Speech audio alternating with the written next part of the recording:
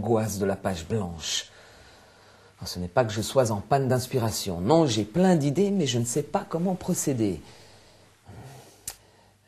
La première question à se poser est comment vais-je raconter mon histoire? Quel angle adopter? Un peu comme un réalisateur de cinéma choisit son angle de caméra, un auteur choisit un point de vue pour son narrateur. Pour cela, il dispose de 3 solutions. Il peut choisir un point de vue externe. Le narrateur choisit de raconter l'action de l'extérieur. Le lecteur ne sait des personnages que ce qu'ils disent ou font, mais ne sait pas ce qu'ils pensent ou ressentent.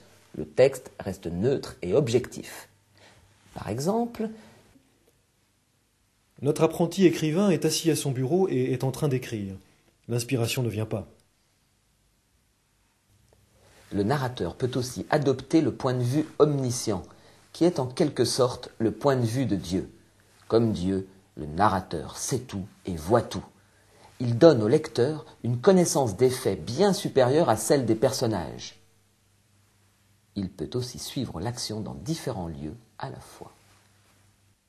Notre apprenti écrivain s'est installé dans le bureau où son père avait l'habitude de travailler. Quelques minutes auparavant, affamé, il a glissé une pizza dans le four. Mais à présent, complètement absorbé par l'écriture du roman dont depuis 2 ans il ne parvient pas à venir à bout, il en oublie son repas qui brûle doucement. Le point de vue interne, c'est l'angle qui permet de suivre les événements à travers le regard d'un personnage. Le lecteur ne connaît de l'action que ce que voit, entend ou ressent le personnage. Il en sait donc autant que lui. Notre apprenti écrivain a l'impression que ses mains glissent toutes seules sur le papier.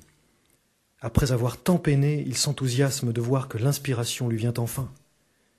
Il est sûr d'écrire un véritable chef-d'œuvre. Il sent son estomac crier famine, mais il en faut plus pour l'arrêter. Un auteur peut jouer avec les points de vue. Il peut les utiliser tour à tour. Dans Les Misérables, Victor Hugo raconte la bataille de Waterloo selon 2 points de vue successifs. Toute cette cavalerie, sabres levés, étendards et trompettes au vent, formés en colonnes par division, descendit d'un même mouvement et comme un seul homme, la colline de la Belle Alliance. On croyait voir de loin s'allonger vers la crête du plateau 2 immenses couleuvres d'acier. On a l'impression de voir tout ce mouvement d'en haut, de le connaître sans limite. C'est le point de vue omniscient.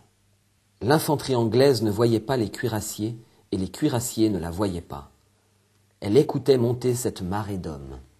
Elle entendait le grossissement du bruit des 3000 chevaux, le frappement alternatif et symétrique des sabots au grand trot, le froissement des cuirasses, le cliquetis des sabres. Cette série de perceptions indique que la scène est racontée du point de vue des soldats. C'est le point de vue interne. Bon, assez de théorie. Et si tu passais à la pratique